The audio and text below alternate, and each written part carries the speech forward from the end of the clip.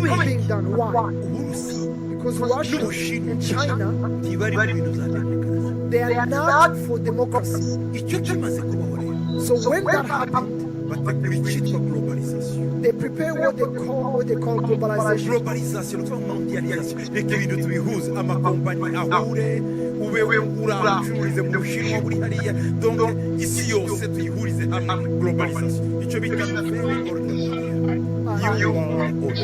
Globalization is basically joining all the markets and joining the whole world, which is called the New World Order. What is that conception from?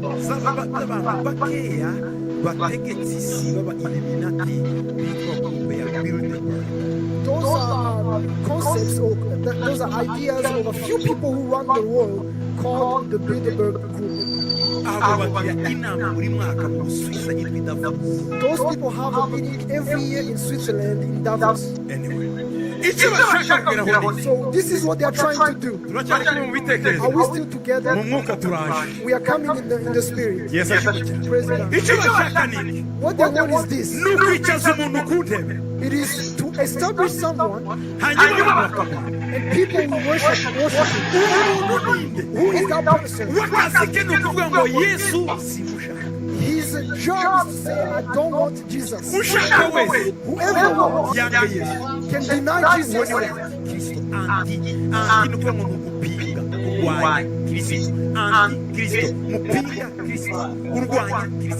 That person is the Antichrist. That means the one who is against Christ, the one who is Antichrist. If he comes today, the Antichrist, you will find that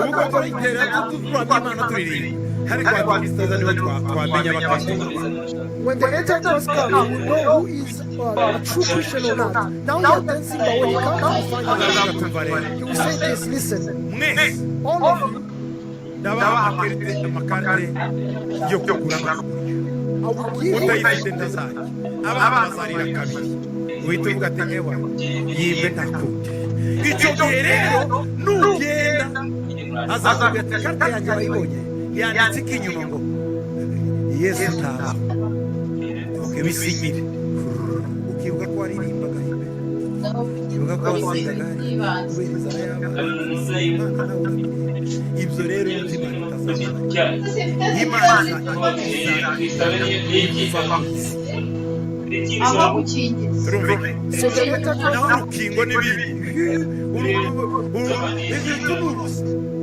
the Antichrist is going to require you to have cars to be able to sell and buy. And you remember how your children are crying and you're going to sign away your salvation. Basically saying, I deny Jesus. But the vaccine is nothing compared to what is going to come. Who are the people who overcome the Antichrist?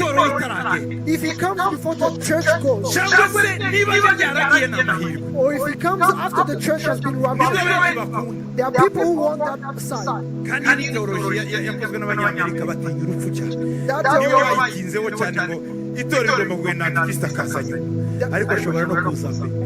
That theology was developed by Americans because they are afraid of death. They say that the Antichrist is going to come after the church has been raptured, but he can come before.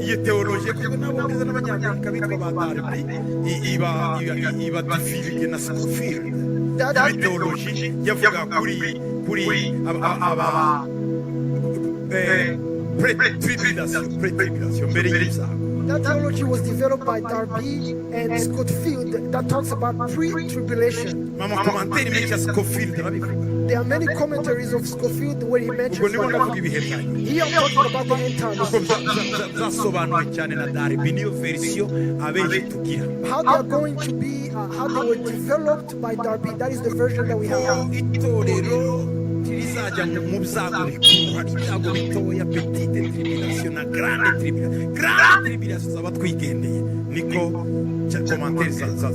So the commentaries say that the church will go through the small tribulation, but the great tribulation will happen after the church has gone. But we are not greater than the Pauls and the Peters who were crucified and killed.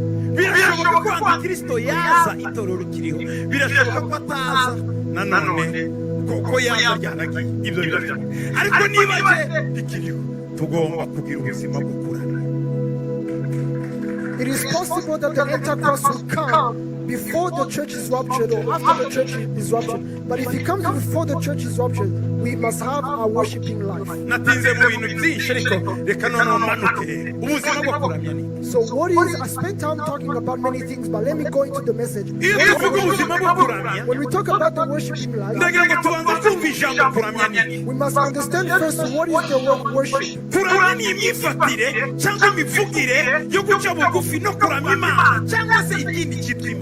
Worship is the feeling or expression of reverence and adoration for a deity, the worship of God or something like that.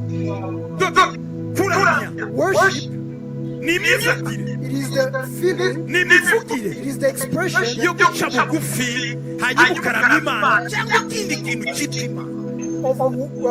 and of reverence and adoration of a deity.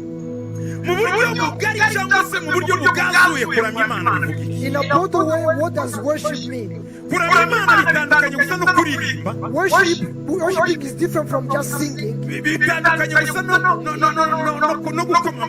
is different from clapping hands. That is some of the things that you do when you worship. Worshiping God is the attitude, the way you conduct yourself. It must show that you worship God. The second thing is the way we feel. How do you feel?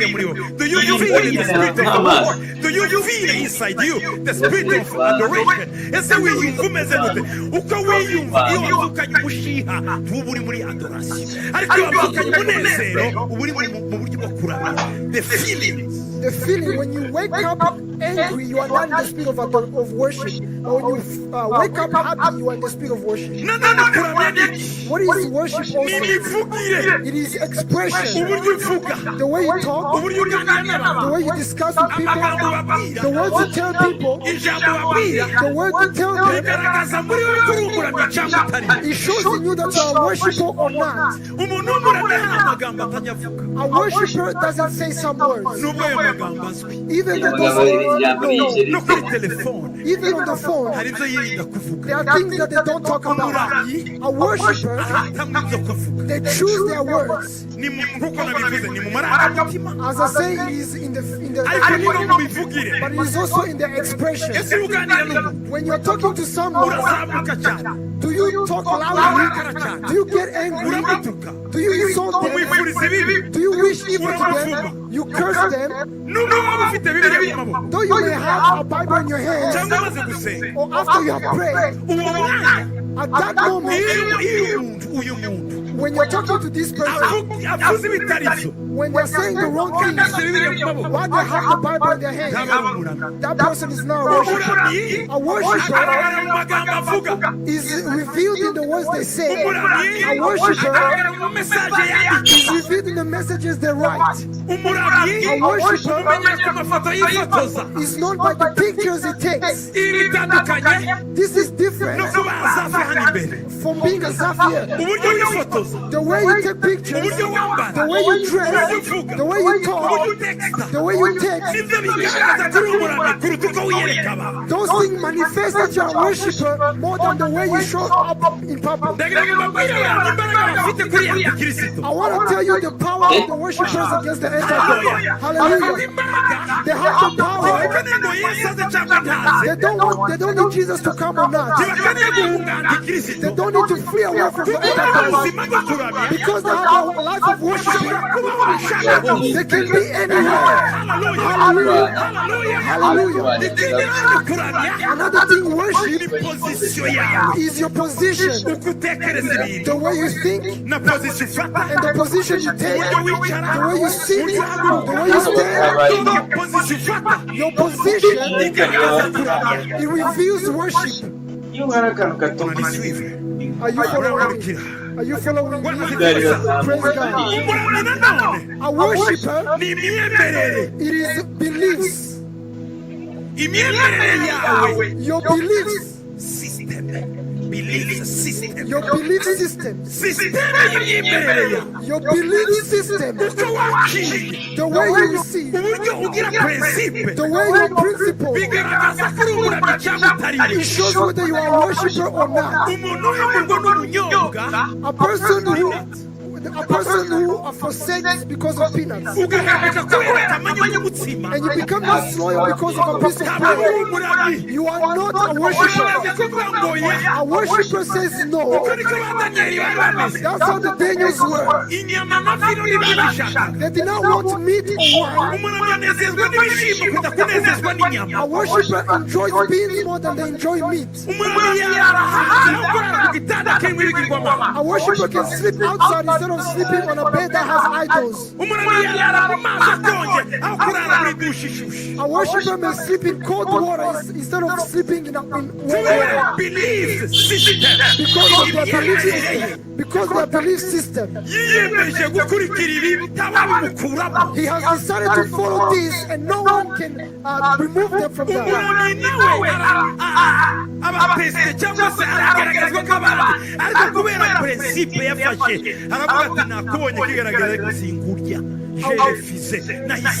Attitude, feeling, speech, expression, belief system. A worshiper, though he is tempted, though he is tested, he says no to the temptation. His attitude, his feeling, his expression, his position, and beliefs do not allow him to accept the temptation. But a person who goes here,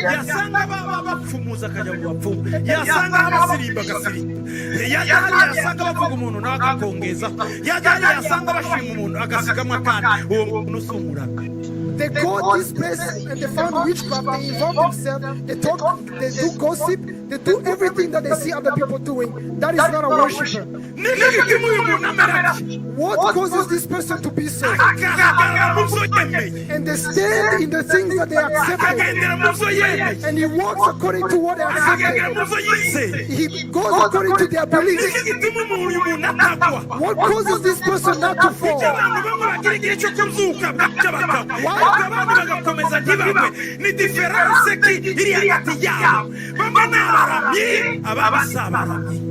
Why do some people have a time when they are standing and another time when they are falling? The difference is when some people are worshippers and others are not. So let me tell you the life of a worshipper. What kind of life? This is where you find the difference between people. Praise the Lord.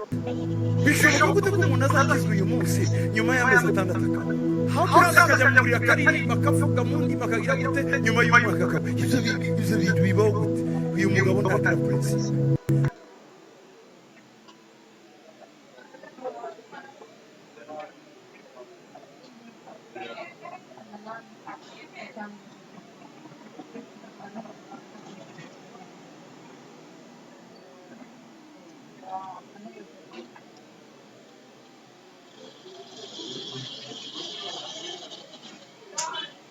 or mutate.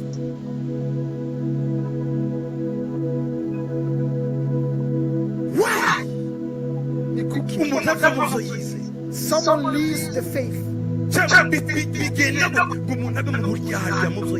How can someone be a hypocrite in the things that they believe? How? How can someone remain in God? How can someone be a worshiper forever? They are not changed by Washington. They are not changed by Bijombo.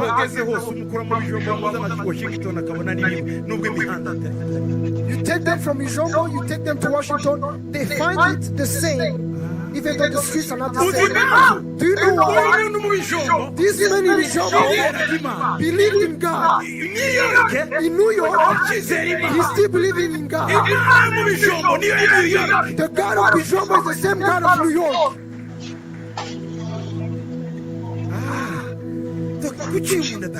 So why does this person not change?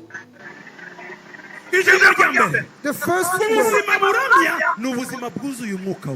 the life that worship is the kind of life that is filled with the Holy Spirit. The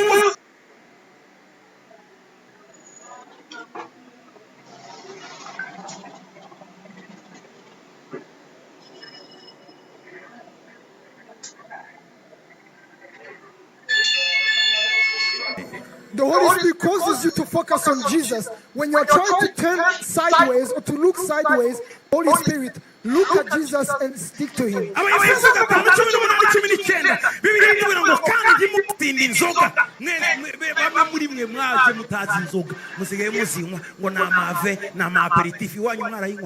ko wakoze utaperitiva hano niwe waperitiva donc ibyo ni ukugwa ngo kandi mugasinda inzoga zirimo ukubaganya ngo ahubwo muzuriki umwuka wera. Haleluya, amen. Mupere zaburi n'indirimbo n'ibihimbano by'umwuka muririmba mutangira umwami wacu mu mitima yanyu mbere y'uko iza ku gatuti. Ephesians 5:18-19 says, and do not be drunk with wine, in which is dissipation, but be filled with the Spirit, speaking to one another in song and hymns and spiritual songs, singing and making melody in your heart to the Lord before you come to the stage.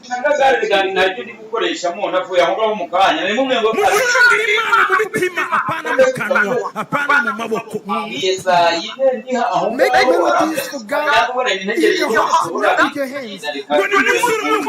Be filled with the Holy Spirit. Because the one who is not filled with the Holy Spirit is drunk. The alcohol, there are two types of alcohol. Hakaba n'inzoga zo gusinda ibintu, gusinda igifaransa, icyongereza, gusinda diplome, gusinda inzu, gusinda imodoka, gusinda ubwiza, gusinda taye, gusinda amafyeri, zijya inzoga zose abantu barashize. There are two types of being drunk. You can be drunk of alcohol, or you can be drunk of your diplomas, your degrees, your beauty, all kinds of drunkenness. People are involved in different kinds of drunkenness. You find that someone is more proud than the one who taught them.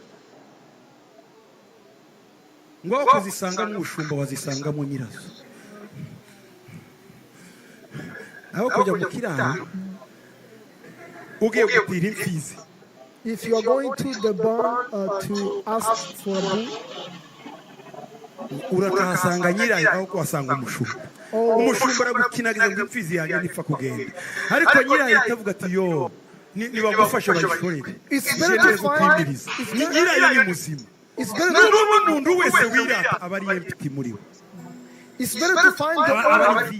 It's better to find the owner than to find the shepherd, because the shepherd is going to give you a difficult time. The owner is going to say, take the bull away. Say the life that is full of the Holy Spirit. That is the life of the worshiper. They are filled with hymns. They are filled with hymns, spiritual melodies. They make melodies for God in their heart. Let's give God glory. The Bible tells us about Jesus. Amen.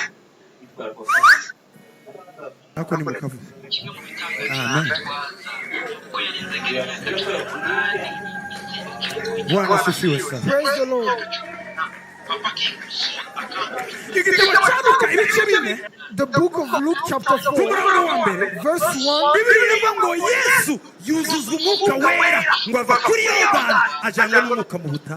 Then Jesus, being filled with the Holy Spirit, returned from the Jordan and was led by the Spirit into the wilderness. In Matthew 4:1,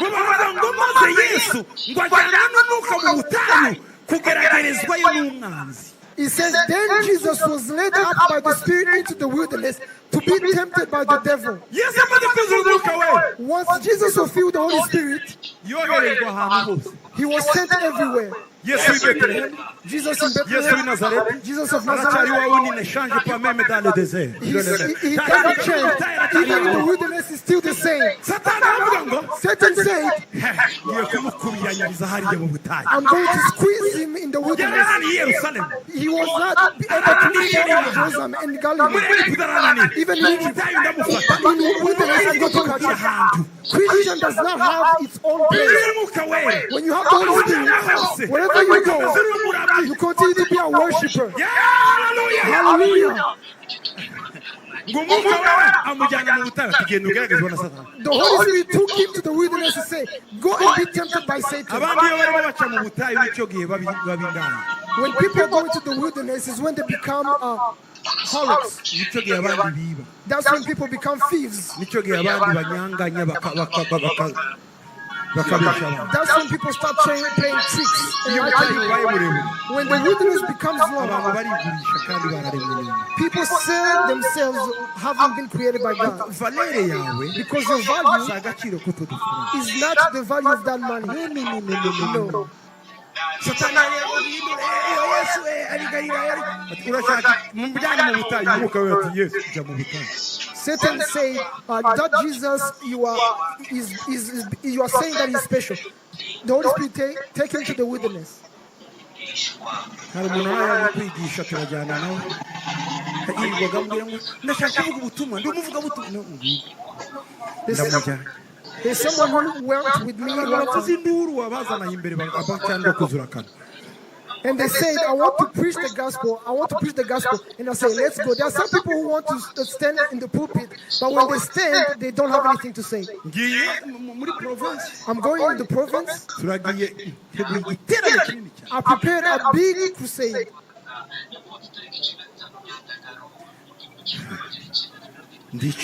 I sat down. And I told the person, you are going to preach. And you're going to invite people to receive Christ. I told the pastors I was with, all of you support him. Even if they say nonsense, just say amen, so that we can give him a word. muririmbe neza kugira ngo nutakozweho akorweho basi navuga ubusa audience yo yakire kuko yafashwe naza. tegura abantu bose neza. Sing in such a way that people are going to be helped in the spirit so that they are prepared. I prepared everybody so that everything will go well. I put the young man on the pulpit. He started sweating. I told him, take those tissues. And the ushers put tissues on the pulpit. It's impossible to say hallelujah. It's impossible to pray. After 15 minutes, Azaf would sing.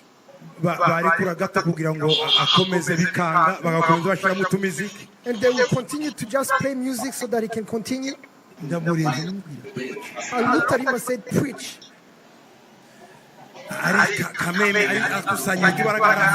And he gathered his strength, his energy. And he said, let's read in this book. For him to find that book, he started to look and look. I found the passage and say, take the Bible, and he took it. The verse he said was not the one he had in mind.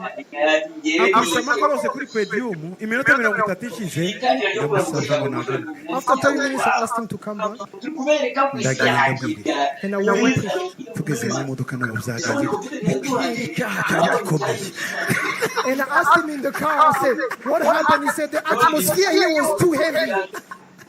From that day we called him the atmosphere. The atmosphere, he said, it's like a lift of the boat down. The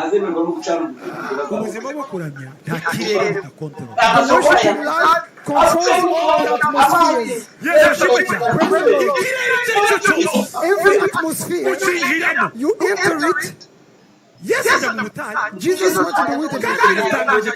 And it is amazing, listen. Satan caught him when he was hungry. After 40 days and 40 nights. Not eating that Jesus. As soon as he finished. Normally when you finish that kind of prayer, you expect God to come and the angels. But Satan came. ibazuze 40 jours 40 nuit nturya ndanywa igihe Imana igiye kuvuga n'uwiteka Imana ya Satani hindura amabuye abo gutsimurye sha.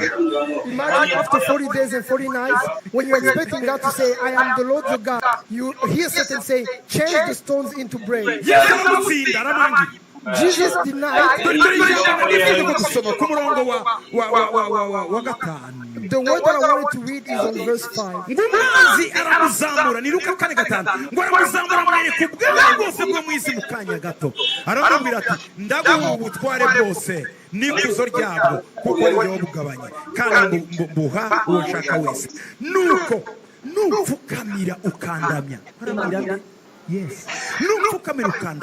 The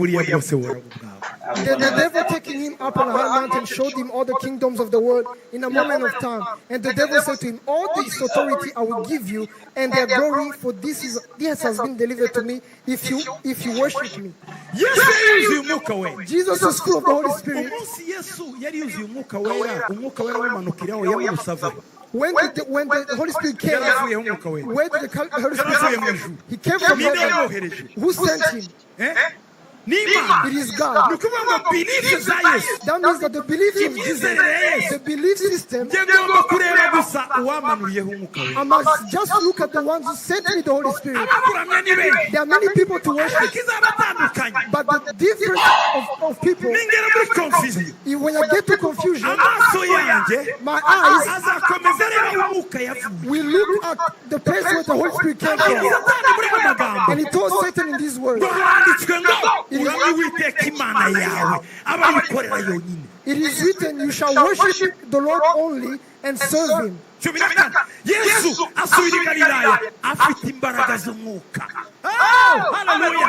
Then Jesus returned in the power of the Holy Spirit to Galilee. And news of him went out throughout the surrounding region. That word is the word of Jesus of Nazareth. The one that God anointed and filled him with the Holy Spirit. That is in Acts of the Apostles. He put on and he went doing good to all people, healing the people, removing the curses, because the Spirit was in him. Hallelujah.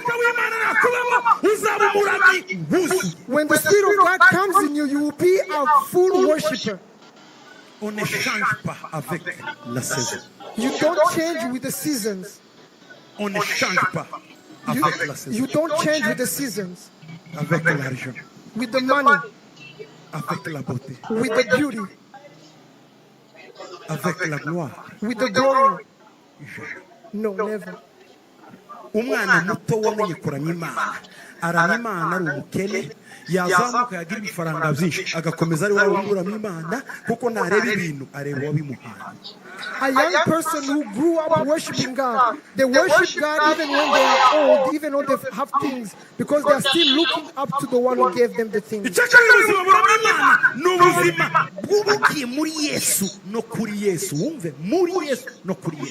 love that worships is a kind of love that is built in Jesus and upon Jesus. In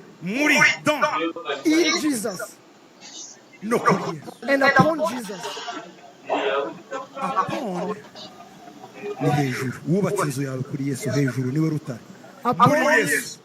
Inside. Upon means you have built on the rock Jesus. Biratandukanye na avec Jesus. It is different with Jesus. Kubakana hamwe na Yesu. To build with Jesus. Biratandukanye. It is different. No kubakira muri Yesu. To build in Jesus. Kuko kubakana hamwe na Yesu because shares ni 50-50. To build with Jesus is sharing 50-50. But yes, you said Jesus.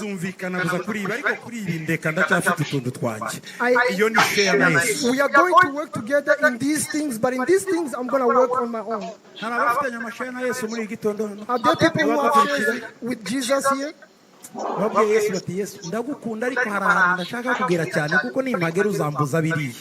They told Jesus,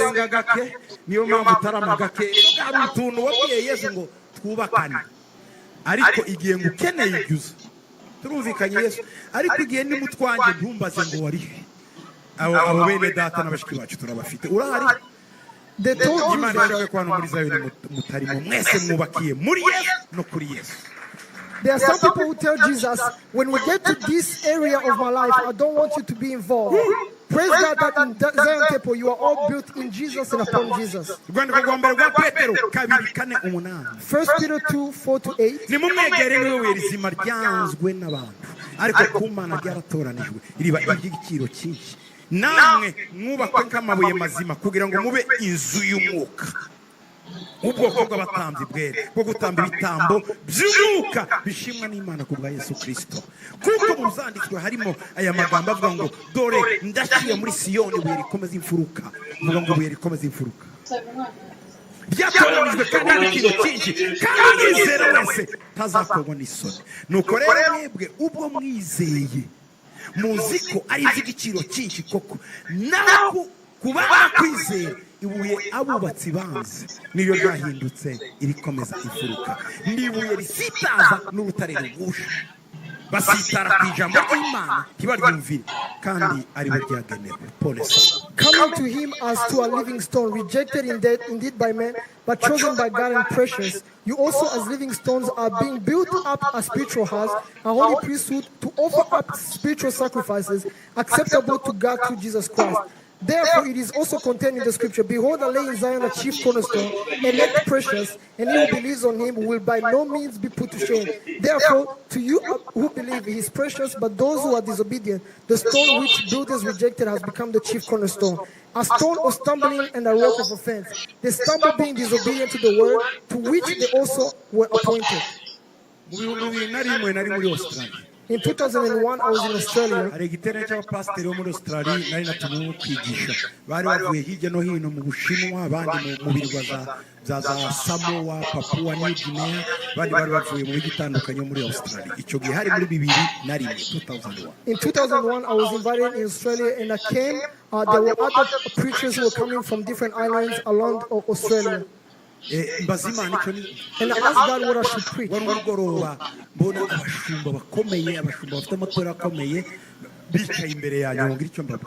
That night I had pastors, great pastors and great preachers who were sitting waiting for me to preach. I was around 30 years. I was almost the age of Jose, like you. And Satan intimidated me. He said, what will you say? There's one man who intimidated me a lot. He was great. His name was Win Lewis.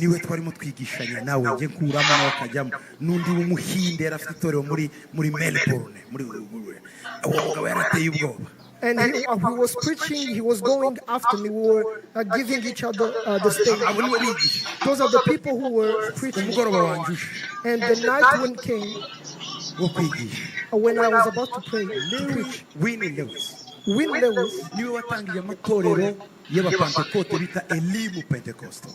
is the one who started the Elim Pentecostal Church in England. This man knows the Bible in his head, and he knows it in English. Knowing the Bible is one thing, but to know the Bible in English is another thing. This man, and then he would make jokes of the Bible. Win Lewis would preach when people were standing. And then came another man who had a church in Melbourne. He was Australian, a Chinese Australian. Before he spoke, he first talks about the degrees that he has. PhD in this, PhD in that, PhD in that, PhD in that. When he started to speak,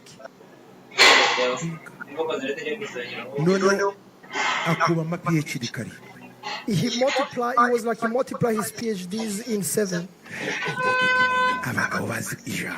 People who know the word. And then we finished. When we finished, everyone said, tomorrow.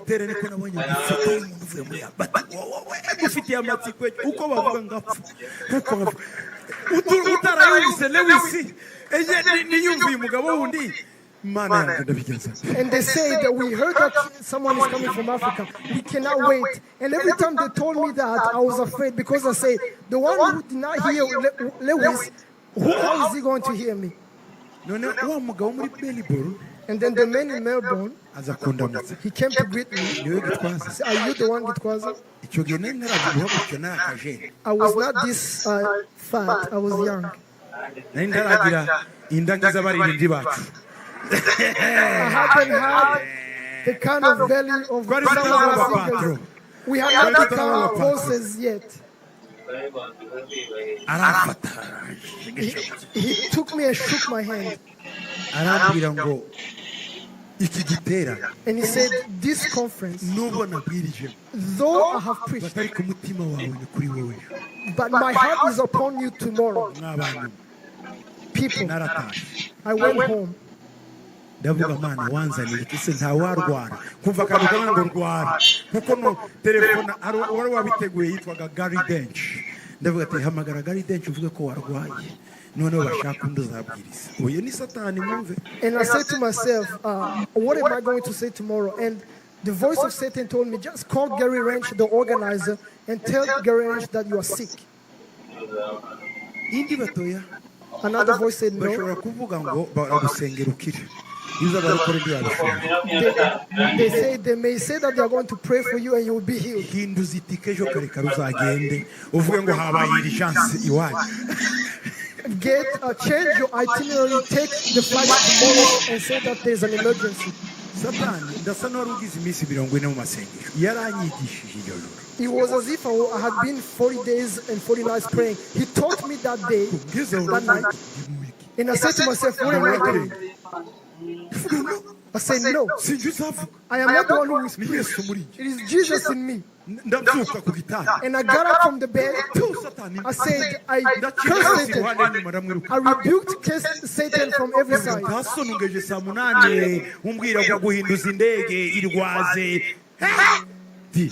You are causing me to lose sleep. It is not 2 a.m. I'm thinking about changing my ticket.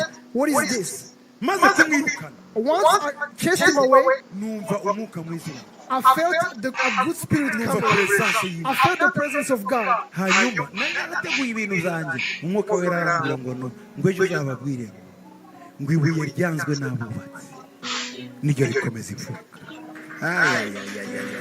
the Holy Spirit tell me, whatever you prepared, don't speak, but say, mention the stone that was rejected by the builders has become the chief cornerstone. And do not prepare the sermon. They have prepared PowerPoints, just go. I said, just that. I went to bed and I slept. I had received the assurance of the Holy Spirit, and then I came. I dressed up, and I came before people, but I felt a little fear in my heart. I said, how can you chase away this fear? There was a young woman, there was an old woman in the I sang.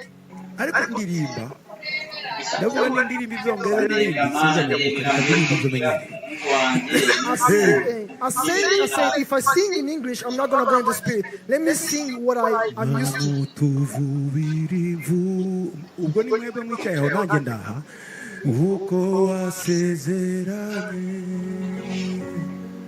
Nova mukwirahina uyitusohozeho utuvubira imvura iy'umugisha wawe hahoze hagurujojo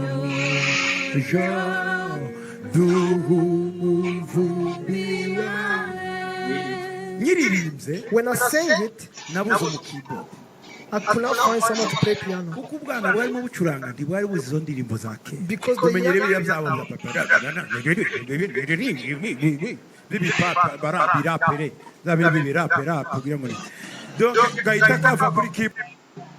if you feel tired, we are free here. Just stand up.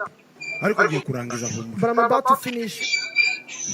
Nzo ko antikristo akicazaho umuntu amasaha 8 wagira ewe The Antichrist will make many people sit on those chairs for 8 hours. ubuzima burama n'ubuzima bwo gushima Imana kubw'ibintu byose. The life that worships is a life that gives thanks in everything. Gushima Imana kubw'ibintu byose. It gives thanks in everything. Abayefeso 5:20. Ephesians 5:20. Ngo mujye mushima Imana data wa twese kubw'ibintu byose. Mubishimira mu izina ry'umwami wacu Yesu Kristo. Giving thanks always for all things to God the Father in the name of our Lord Jesus Christ. Umurani A worshiper, iyo yahura yarasenga arashima. when they are hungry or when they did not eat the day before, they worship. They do not complain. Tunasikiliza. Are we together? Umurani iyo yahaze toujours aracahimba. When a worshiper is full, they still worship. Umurani iyo yapfushije. When a worshiper loses a person, they continue to praise. Umurani iyo yakoze ubukwe. When a worshiper had a wedding, ashima. they thank God. Vuga ngo umurani. Say a worshiper. Nta circonstance n'imwe ituma atarama. No circumstance will prevent the worshiper from worshiping. Is it death? No. No. No. Is it abundance? No. That is a worshiper. In all things they thank God.